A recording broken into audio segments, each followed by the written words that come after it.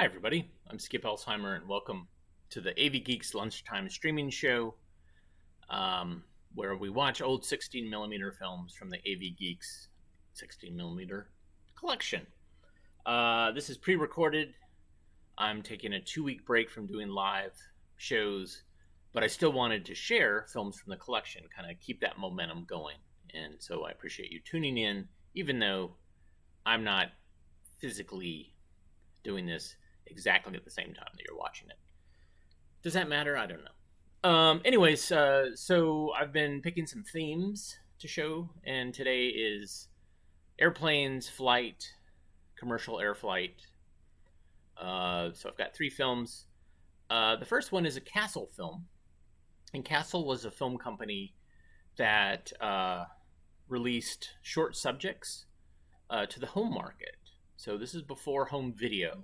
This is basically making 8mm, Super 8, and 16mm films that were based on either newsreel footage or travelogue footage or cartoons that they would license and kind of digest. Also features. And so it was very popular because you would have home amateur movie makers who were shooting home movies or whatever. They would have a projector. Excuse me. They'd go to a camera store, and there'd either be a little display or there would be a catalog for Castle films, and you could order them or buy them at the camera store. And wide variety of subjects. Most of them were black and white and silent, and they would have intertitles. But this one is one that is 16 and actually has sound. I know of some color Castle films. Very rare, but they exist. And these films in general aren't very rare. They show up all the time on eBay. They show up at garage sales. They show up at estate sales. They show up in vintage antique stores. And there's a lot of them. I'm sure that some of them are rare. Like I was saying, the color ones are rare. But a lot of them aren't. So you'll see the same Abbott and Costellos over and over again. And W.C. Fields and things like that. But anyways, this one has sound. It's 16mm and is flying action. So it traces, using newsreel footage, it traces different periods of time in flight. And I feel like it goes, I think this is pre-World War II, but I could be wrong. But let's watch it and find out. Here's flying action. Enjoy.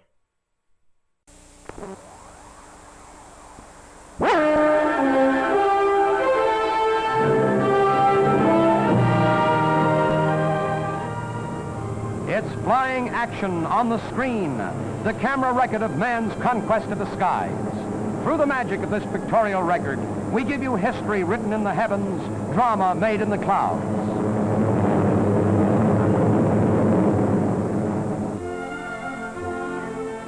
It was back in 1903 that the pioneering Wright brothers, Orville and Wilbur, flew the first heavier-than-air machine above the sands of Kill Devil Hill at Kitty Hawk, North Carolina. Then came Blériot, flying his animated box kite across the English Channel. Fearless women like Ruth Law forced the coining of a new word, aviatrix.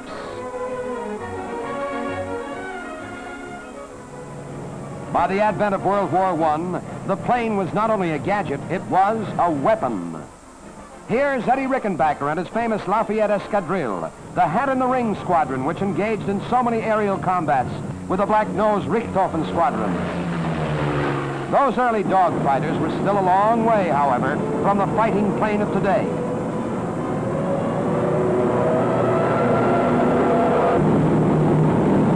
It took General Billy Mitchell to show that planes could sink battleships.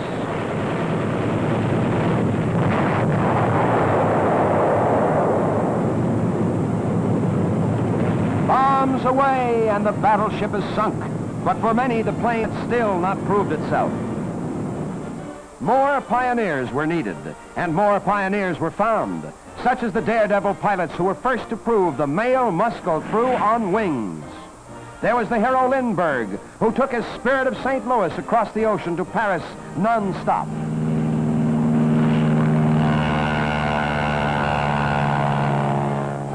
There were Will Rogers and Wiley Post, who lost their lives but who remained deathless heroes of the air.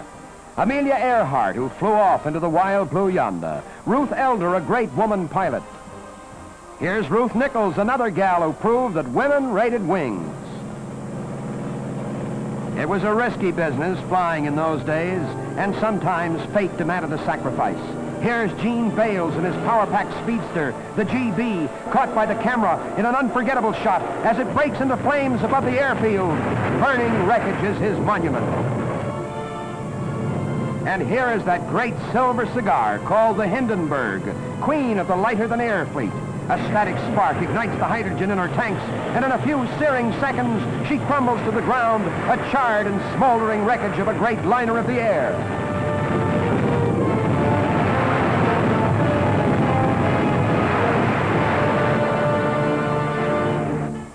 Undaunted, men kept trying to fly, in gyros that take off and land on a bedsheet, in the strange helicopter that hovers, flies backwards, and lands on a dime.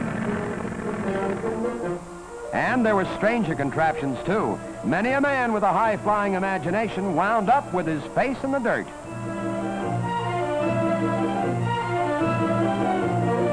This pedal pusher was perfectly designed except for one little point. It couldn't fly. Here's a rocket bike with wings, or how to get a hot foot while sitting down.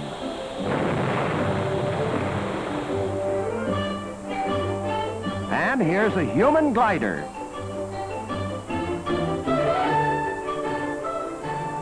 But it was in World War II that the plane really wrote history in the skies. First, the dread dive bombers. The Stukas peppered the ground with machine guns.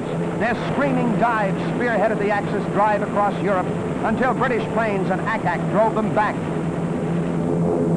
The plane became the carrier of those courageous parachutists who hit the silk. Here's the P-39 Air Cobra with a cannon in its nose. And the Tomahawk, the ship the Flying Tigers flew. Into the air went the Flying Fortress, the B-17, and its mate, the Liberator B-24, pressing home 1,000 plane attacks, but getting their bombs away while their wingmates were going down in flames.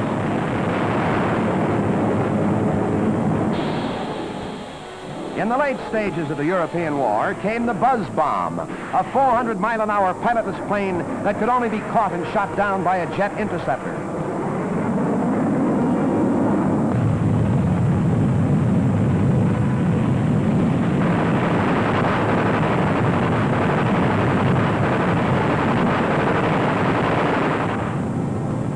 Off the drawing boards came great banana-shaped helicopters able to drop combat soldiers and supplies miles behind enemy lines.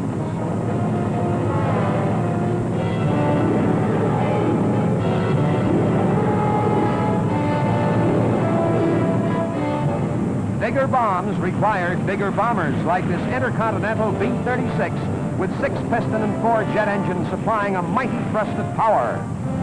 In the very last days in Europe, we saw the jet fighters changing fighter tactics, assaulting the very barrier of sound itself.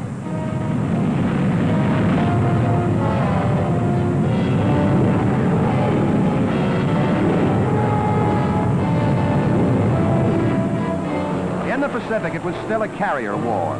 Corsairs and Hellcats launched from carrier decks, filled the sky, and scorched the enemy back to his homeland. His weapon of reply was kamikaze, the suicide plane attack pressed home at the cost of the plane and the pilot both. And what a toll the kamikazes took before the victory was won.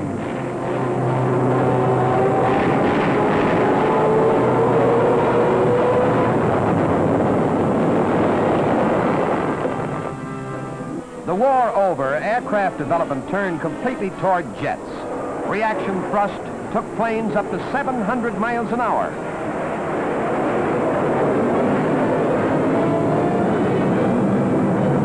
Jet fighters required jet interceptors.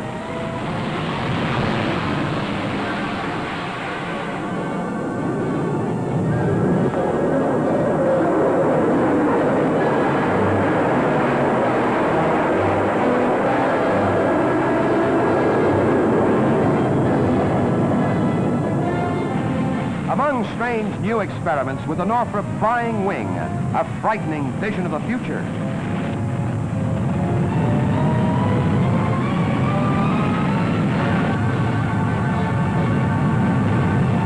And here's the hot new jet bomber, the B-47 Stratojet, with swept-back wings and speed near the sound barrier. And a landing speed so hot, a parachute had to be released to slow it down for the approach to Earth.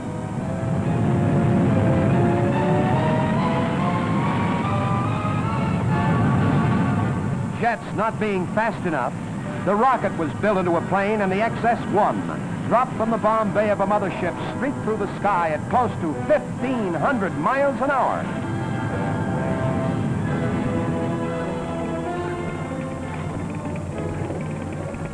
As for the future, well, it looks like this.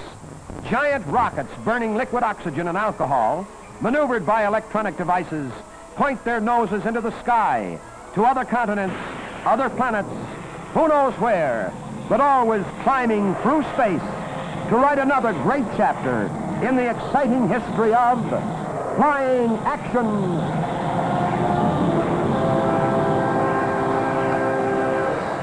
That was great. I definitely like it, and it has that newsreel feel to it, with the narrator, the excited narrator, and the music and all that stuff. So, this next film is an educational film. It's called Airport in the Jet Age, and it's trying to show young people what an airport is.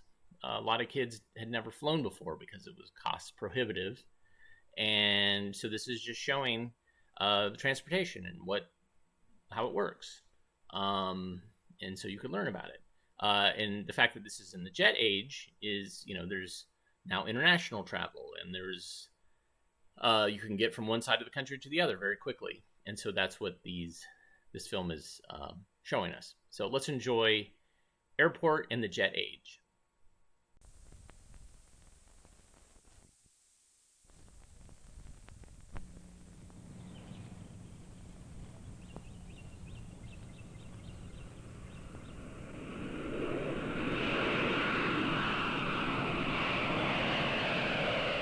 This jetliner is going to the airport. Mr. Stewart is going to the airport too. He works there.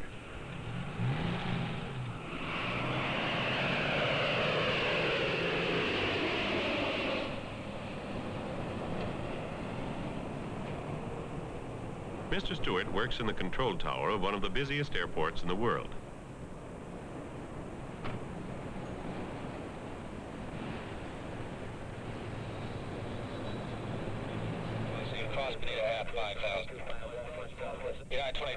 Flight 113, LA Tower, wind south-southwest 10, cleared to land, runway 25.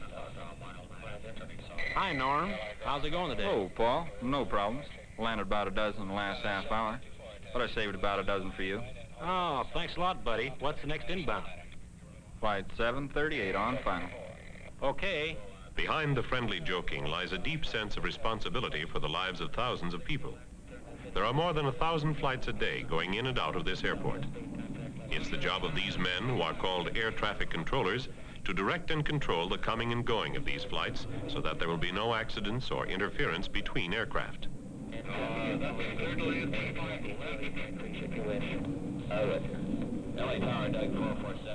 Flight 739, this is Los Angeles Tower. Cleared to land, runway 25, wind west 10. Mr. Stewart's job is to give incoming planes permission to land. It takes several men, each doing a specific job, to safely control the traffic at a busy airport. Flight 733, this is LA Ground Control, cleared to runway 25, number 5 for departure. Giving aircraft permission to taxi is the responsibility of a second controller. Flight 569er, cleared for takeoff, runway 25. A third air traffic controller is responsible for giving aircraft permission to take off. From the top floor of the tower, the controllers get a clear view of the entire airport. The huge parking lot is for passengers. The low building is one of 7 passenger terminals at the airport. A tunnel connects it with the building where the planes come to load and unload.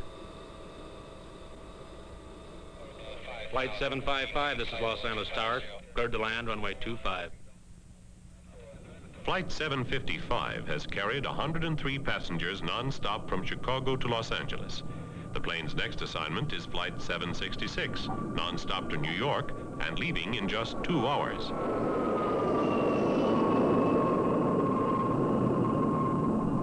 Many people who work at the airport will now work together, doing a variety of jobs to get this plane ready to leave on its next flight on time. Accordion-like corridors called jetways enable the passengers to leave the plane quickly and comfortably regardless of the weather. As soon as the passengers have left the plane, work is begun to prepare it for its next flight. Jet fuel is pumped into the plane from underground tanks. Experienced mechanics carefully check the powerful jet engines. At the same time, in the airline dispatch office, the flight crew for Flight 766 has reported to make out their flight plan. The pilot, Captain George Rogers, will select the route, altitude, and speed for the trip to New York. He is assisted by his co-pilot, First Officer Tom Dickinson, and by his flight engineer, Jim Peterson. The flight crew must have the latest weather information in order to make out their flight plan. This weather map is being transmitted by wire from a central weather bureau in Washington. Anything new on the fax machine? No, it's still good to New York. Good. These maps were transmitted earlier. Some show storm areas, others wind direction. Tailwinds all the way. Everything looks fine. Let's sign the clearance and let's go have a cup of coffee. Good. Flight 766 leaves at 5 o'clock, so dinner will be served on the plane. These dinners are being prepared now, assembly line style, in one of several flight kitchens at the airport. Some of the people who will eat these meals are arriving at the airport now. Do you know why they have come by helicopter? Not so many years ago, commercial airliners were small and didn't need very big airports. But the jetliners of today need lots of room and make lots of noise. For these two reasons, the modern jet airport is likely to be located far from the center of the city it serves. Far enough to make a trip by helicopter a useful time saver for passengers who can't spare the hour or so it may take to travel to the airport by taxi or car or bus. Los Angeles Airways helicopter. Flight 133. Harold White is a salesman. His office in New York has just phoned him to get there as quickly as possible.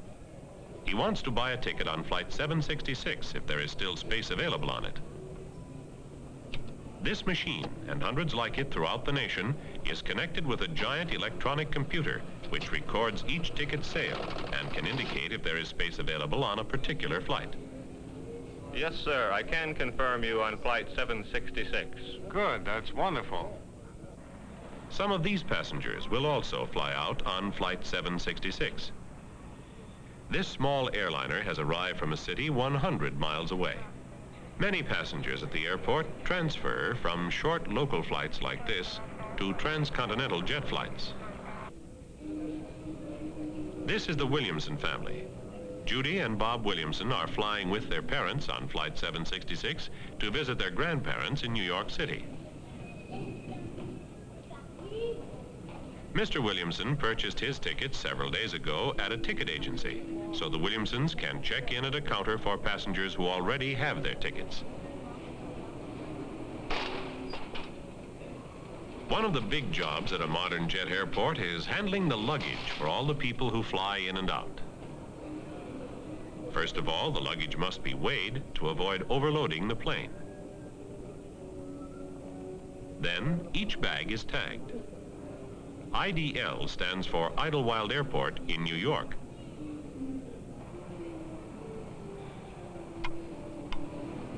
This machine electronically directs the luggage to the proper flight and starts it on its way through the basement of the terminal building along an elaborate system of conveyors.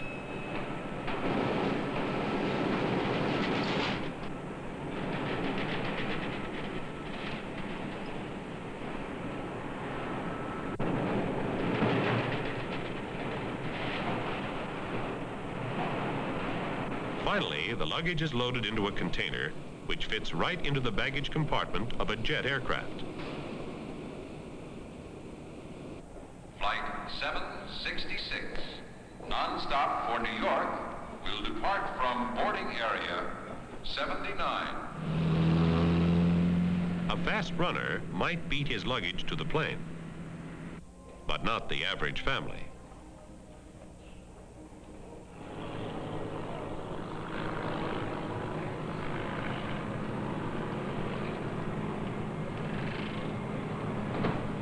At another part of the airport, aircraft especially designed for carrying freight come to be loaded and unloaded.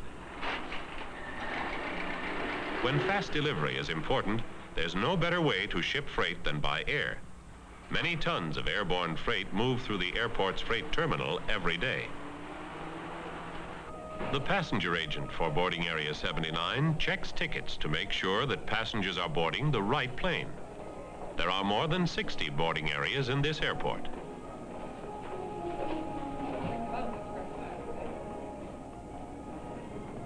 Flight 766, non-stop for New York, is in the final boarding process at boarding area 79. Passengers holding space on this flight should be on board.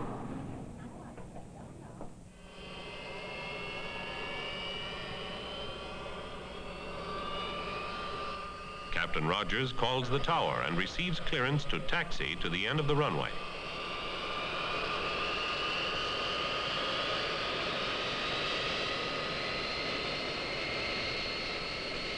A few minutes later, Flight 766 is in position for takeoff. Los Angeles Tower, this is Flight 766, ready for takeoff.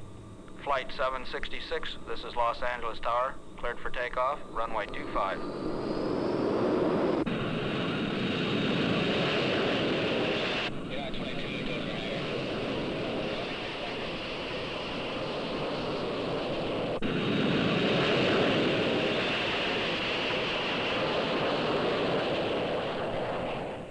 As it grows darker, brilliant lights are turned on to help direct inbound flights to the runways.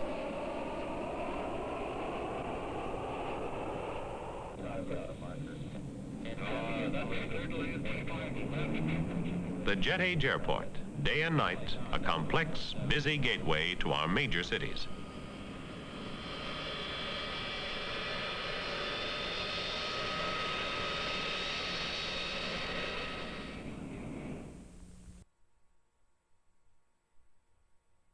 Okay. This last film is it's interesting because it's a UN film made by the United Nations, and it's hosted by Alistair Cook, a distinguished British guy who actually, I think he does a Collier's. I have a sponsored film where he is trying to convince people to sell Collier's encyclopedias. So it's not very distinguished in that one. But yeah, this is looking at international air flight, commercial air flight, and all the logistics associated with it, and how the UN came up with a governing body that tried to, all the different laws and rules in different countries regarding air flight, try to come up with some basic guidelines, some standards to ensure safety and fast, efficient processing of flights coming in and out. And so I like this because it's a look at the infrastructure of what was going on at that time when commercial air flight was really taking off. Yeah, I get it. All right, so here's Flight 108.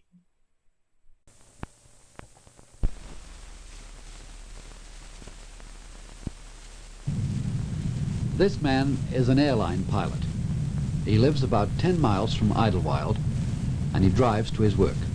Now, you might think this is pretty dangerous work, and some recent newspaper headlines might lead you to guess that this man is insurable at a rather high premium. But, according to the insurance companies, the most dangerous part of his journey is already over.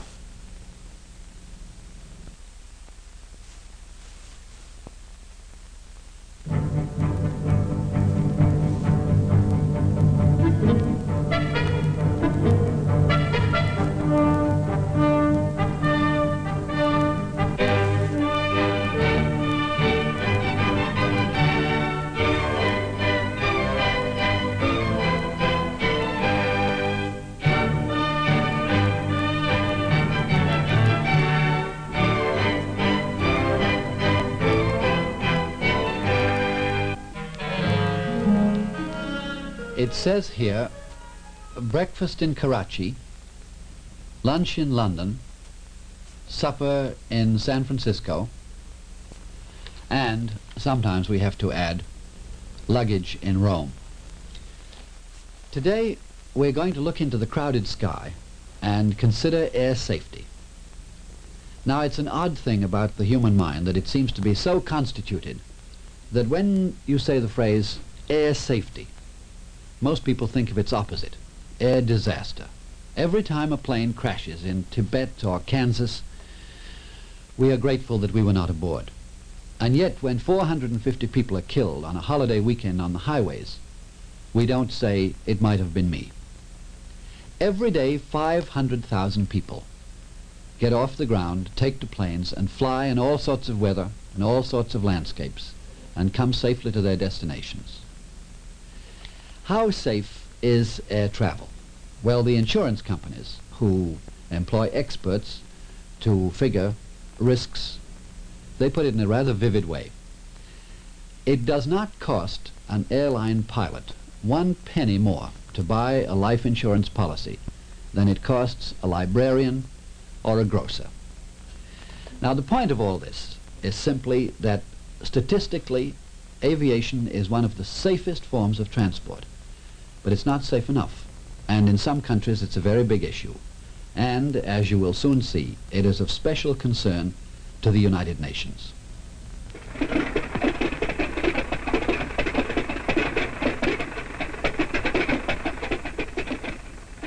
Civil aviation started after the First World War. The first airliners were converted bombers of the 1918 vintage, and the first airline passengers were people moved by urgency or bravado. The machines of that period were creaky and underpowered, and the pilots were, by today's standards, deaf and blind. Flying was a daytime, fair-weather sport, sometimes a desperate expedient. Things are now quite different. For years, airliners have been flying at night in weather both fair and foul, and pilots have been able to supplement their physical senses with all sorts of new devices. Flying is busier, more complex, faster, more important and necessary than ever before. Let's have some.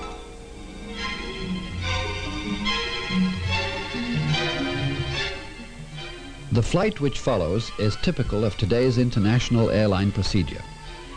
Because Idlewild has the greatest traffic density of any airport in the world, we shall focus the traffic problem by showing both a takeoff and a landing at the same airport, Idlewild.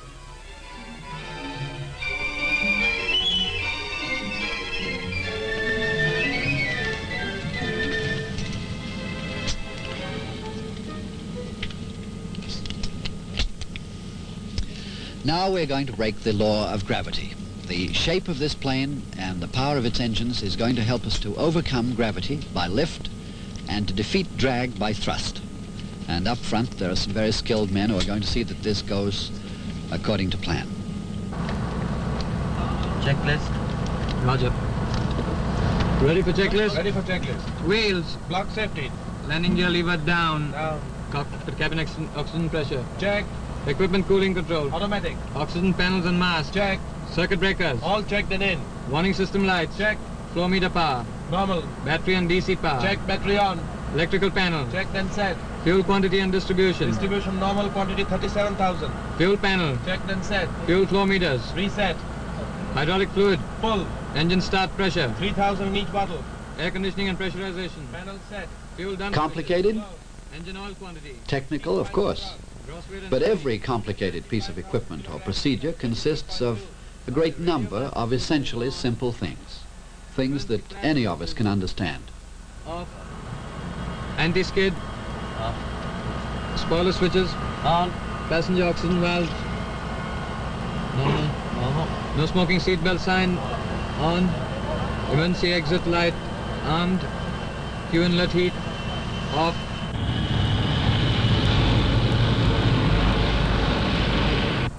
Rudder and aileron trim. Neutral. Roger. Start checklist complete. At the airport terminal, other men are busy making sure that our flight goes well. The flight plan has been filed and approved, which means that a highway has been set aside for us in the sky.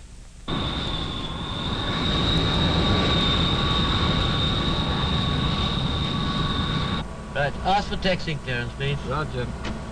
Idlewild ground, this is Air India Jet 108. Request taxi clearance, please. Air India 108, Idlewild ground, via the outer perimeter, right turn taxiway hotel, taxi to hold short 31 left, wind northwest 10, the altimeter 2973, time 1641. Over. Air India Jet 108, roger. Taxiing now. Taxiing. Roger, sir, ready. Clear my side. Roger.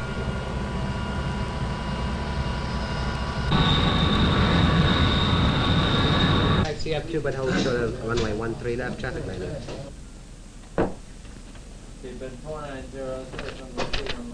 Air India 108, clearance. ATC clears Air India 108. By the Idlewild Southwest radio beacon, that's the Idlewild 120 radial, to Hampton 252 radial, to Hampton, Victor 46 South, Nantucket flight plan route. Now, the men in the control tower and the men up front are combining their concentration and considerable technical skill to the problem of getting us off the ground. Now, there are several other things that we need to ensure a safe flight. We have to have first, obviously, a well-built, well-designed plane. We have to have airports with long, strong enough runways accurately sighted. We have to have an air traffic system that can separate planes both laterally and vertically. We have to know a good deal about the weather all along the route. Preferably, we should be in continuous contact with the ground, for which we have to have all kinds of navigational equipment, beacons, charts, and so on. We have to have enough of all these things. Now, whenever you read in a newspaper that there's been an air disaster, one of these things, much more likely a combination, a rather freakish combination of these things, has gone wrong. They don't often go wrong. Last year, the airways of the world managed 108 million separate, safe flights, like the one we're on. Rudder's checked. 3 my side. 3 my side. Power check. Takeoff checklist complete. Okay. Idlewild Tower, Air India Jet 108. Permission to take off, please, over. Air India 108, Idlewild Tower, clear for takeoff, 31 left. Okay, rolling. Roger, sir, ready. Check minimum power, please. Roger, will do.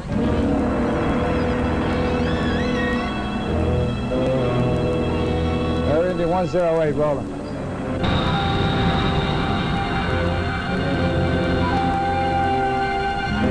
Even. Rotate.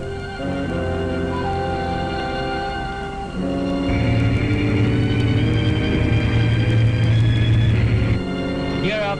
Gear going up.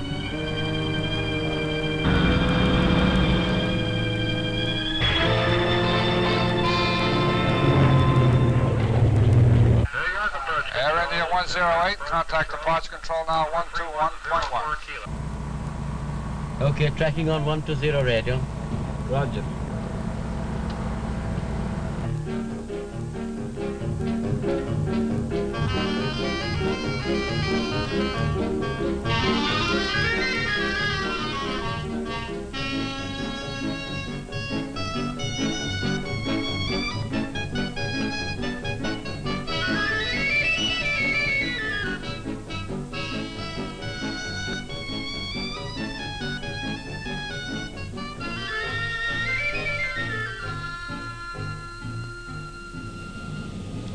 Thank you. Now, at this point, you may well wonder what the United Nations is doing getting into civil aviation. Well, let's put it this way. At this moment, all around the world, thousands of people are taking off from the ground on which for millions of years they've learned to live on. Now, in Europe and the Middle East and Asia and Africa, the air traffic density is getting worse every month. And on those continents, remember, they have many frontiers, which in the United States we do not have, so that when you fly across Europe, You cross a frontier, seconds divide one language from another, one system of law from another, one culture from that of its neighbor. Now, who's going to call the turn? What language should the pilot speak? What landing instructions should be obeyed by a pilot of one country who's making an emergency landing in another? To bring some sense and order into this traffic jam of the world's airways, the nations decided that they had better get together and establish a world order. And that's why the United Nations is getting into it. And that's why just now we are going over to Montreal. Montreal, Canada, is the headquarters of the International Civil Aviation Organization of the United Nations, a member of the UN family, a specialized agency as it's called. The Secretary General of ICAO is a Canadian, Mr. Ronald McDonnell. Pilots and controllers, navigators and radar operators must today be able to speak the same language in more senses than one. They must be able to understand each other, whatever the nationality or the mother tongue. What's more, they must agree on how things are to be done. The business of reaching that agreement is our problem here at the International Civil Aviation Organization, ICAO for short. You've heard about some of the services required to get a plane up in the air, to keep it up there safely, and to bring it down safely at its destination. When it comes to international flying, every one of these services is our concern. How an airliner is designed and built, how strong a runway must be, the kinds of people who operate aircraft, their training and their licensing, air traffic coordination, the navigator's tools and maps, and so on. You may well ask, what do we at ICAO do about all these things? We operate no radars, we fly no planes, we man no airports. But in our meeting rooms and around our tables, there assemble the civil aviation administrators and experts from most of the world. Together, they work out and agree on the minimum international standards, the essential hard core of safety, which then forms the practical basis for international flying by all nations. Flight safety is an international problem. Never have the air lanes been so crowded with such large, fast, internationally moving objects, and the pace is steadily increasing. This problem could only be approached in an international way, and it has been. So you see, the main problem of air safety is separating air traffic, just keeping planes apart, because remember, a plane is not assigned a position behind another plane on a highway like an automobile. It must have a clear highway all the way to its destination. And with 3 or 4 planes going from point A to point B, this is easy. Common sense takes over. You fly left of this line, I fly to the right. You stay above 10,000 feet, I'll stay below. That's what happens in the country at large. Desert airstrips and rural places, so on. But the aching problem of civil aviation today is the metropolis, with its hundreds of planes landing and leaving. When you approach a metropolis, the sky is no longer as wide as the horizon. It begins to contract into a rather cramped mesh of highways, crossing, intersecting, running parallel, running opposite to each other. Then what happens? Well, sometimes this. Look, I'm considering the Navy out of the way. Put the headset up. Your guys got to cross Greentown at their altitudes because I'm using half the altitudes in here at Transworld 353. Got to cross Greentown at their altitudes. You can go to 17, all right? Him here? Why 17? Right, because the guy off Newark, Victor. What's he going? I'm going to 15 only. What altitude do you want? Give me an altitude. We got no scripts. Give it up to 17. Up to 17, okay. This is New York Control Center at one of the busiest hours of the day, late afternoon. Essentially, what these men are doing is the simple but always tricky job of keeping aircraft out of each other's way. Hit the radio immediately. Okay. Where's American 5? American 5 is out of the way. Okay. And Northwest? Oh, this guy's. No, here's Northwest back here, here's 427 back here. 6,000? I don't know, Manny. I doubt it. I don't think he's out of the way. Oh, wait a minute. He's out en route. 25 to him. 15? Right. Double 237 radar, 15, climb to and maintain flight level 250. And 863 to 26. Roger. You'll outclimb him. American 348, New York Center and radar contact. To maintain flight level 260. Turn, maintain your present heading until 30 seconds, then turn left to 305, 305. American 365, Roger, report turn reaching right, heading 16 down. 030, Travis 030, tune in the Poughkeepsie VOR, advising when you're ready, fella. 44 Bravo, Roger. Now this American is going to be shooting up your way. Okay, I'll bring him across here. All right. United 603, turn left immediately, heading 240 for 3 minutes. You're overtaking an American Convair, maintaining 12,000. In radar. Oh, they will fire us. Opposite, fella. And at 86. Hey, Joe. Saturation to the west, no more altitudes available. Saturation flight? That's correct. Radar is the clue to sorting out these situations and giving the controllers the information on which they can base their decisions.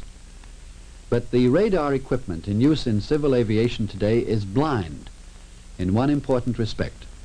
It does not measure height. An air controller generally has a good picture of the relationship between the ground plan of his airport and the moving blips which represent planes flying in the air. But he does not know, without getting further information, at what altitudes these planes are flying. It looks all the same to him whether one is at 500 feet, another at 50,000, or, and this is the hazard, whether both are at 5,000. Research is at present underway on radar equipment that will measure altitude.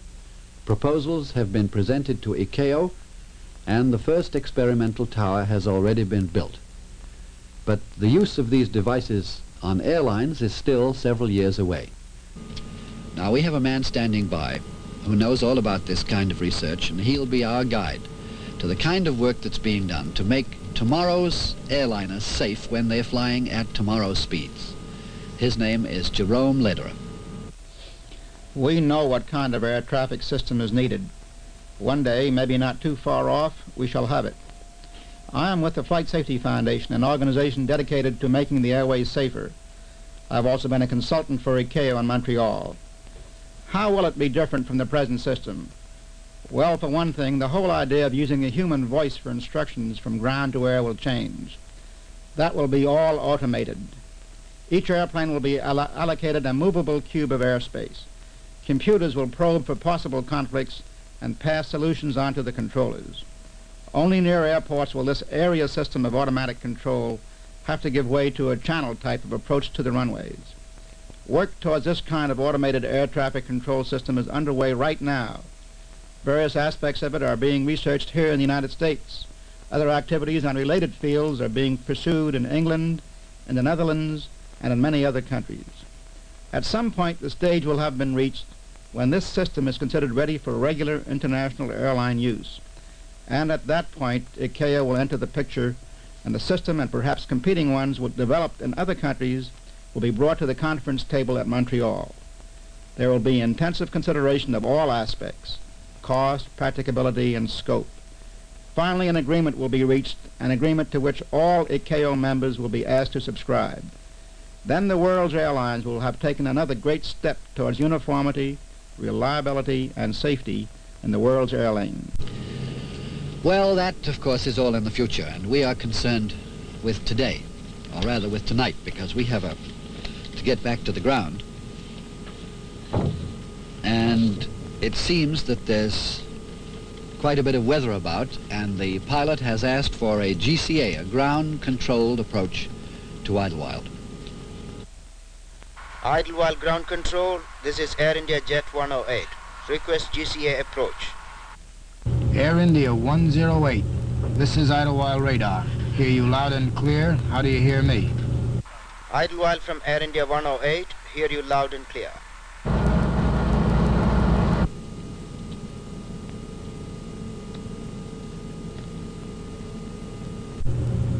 Air India 108, in radar contact, 11 miles southwest of the airport, heading 010.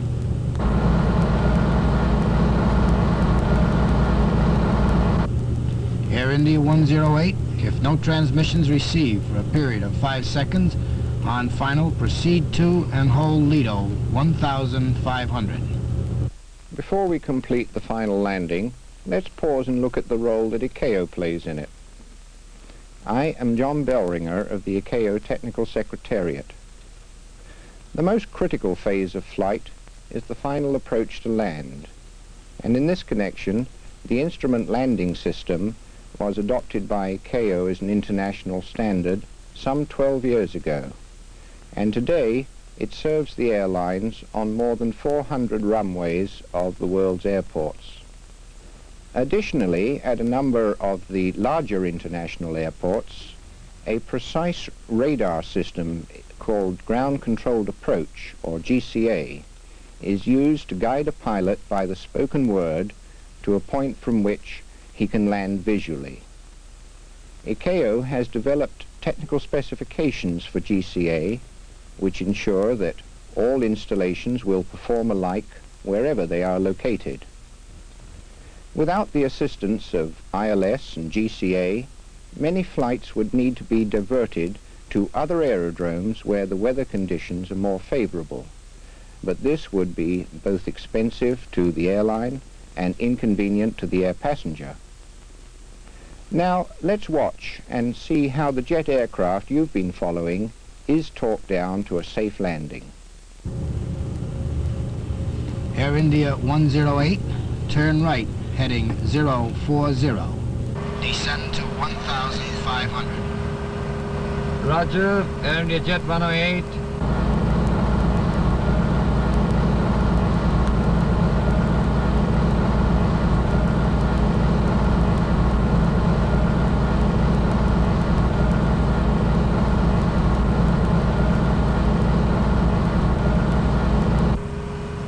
Okay, 1,500 feet, maintaining. Air India 108 is 1,500 feet maintaining. Air India 108, now on final. Do not acknowledge further transmissions. Air India 108, 9 miles from touchdown, 300 feet right of course. Turn right, heading 045. Air India 108, turn right, heading 047. On course, 8 miles from touchdown. Air India 108, 7 miles from touchdown, on course, heading 047. Air India 108, 6½ miles from touchdown, on course, approaching glide path. Air India 108, 6 miles from touchdown, on course. Air India 108, 5 miles from touchdown, on glide path, on course, begin descent. Air India 108, 75 feet above glide path, adjust rate of descent. Air India 108, 3½ miles from touchdown, on course, on glide path. 3 miles from touchdown, on course, on glide path. Air India 108, clear to land, runway 4 right. Air India 108, passing the outer marker, cleared to land, runway 4 right, wind north-northeast 5 knots. Air India 108, 2 miles from touchdown, on course, on glide path. 1½ miles from touchdown, on course, on glide path. 1 mile from touchdown, on course, on glide path. Over the approach lights, on course, on glide path. Over the end of the runway, on course, on glide path. Take over visually, complete your approach. Roger, full flaps, full flaps. Idlewild radar out.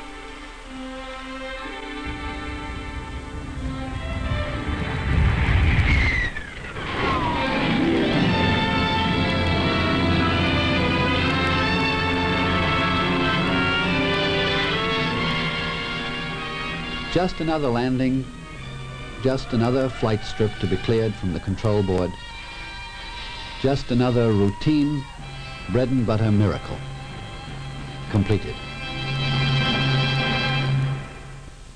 Ladies and gentlemen, that was an international zone study of the United Nations role in air traffic safety, together with a modest hint that airborne people of all countries would not be as safe as they are if the United Nations had not its own International Civil Aviation Organization. Goodbye.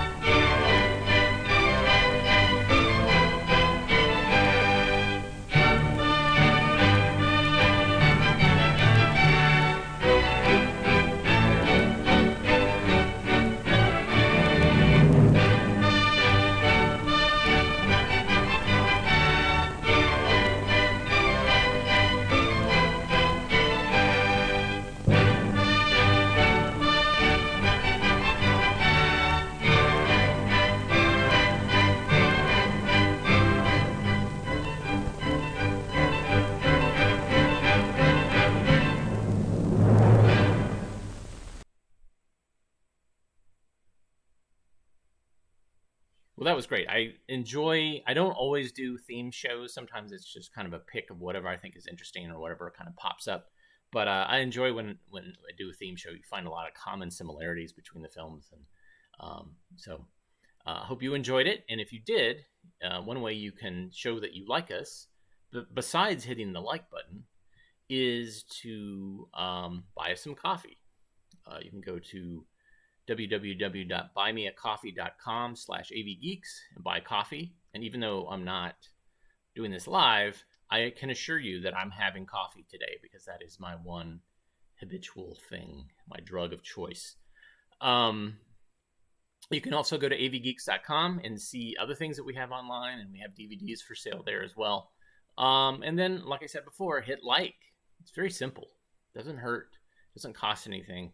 And you can also subscribe, tell other people about what we're doing, get notifications, and of course, commenting and sharing are all really great ways to show your support for what we're doing. I will be back either tomorrow or Monday, depending on what day it is. I don't know which day I'm going to be showing this. It might be kind of random, but I hope everybody has a great rest of your day.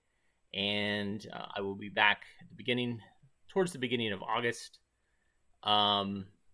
live. So hopefully you guys are doing okay, and we will see you soon. Take care.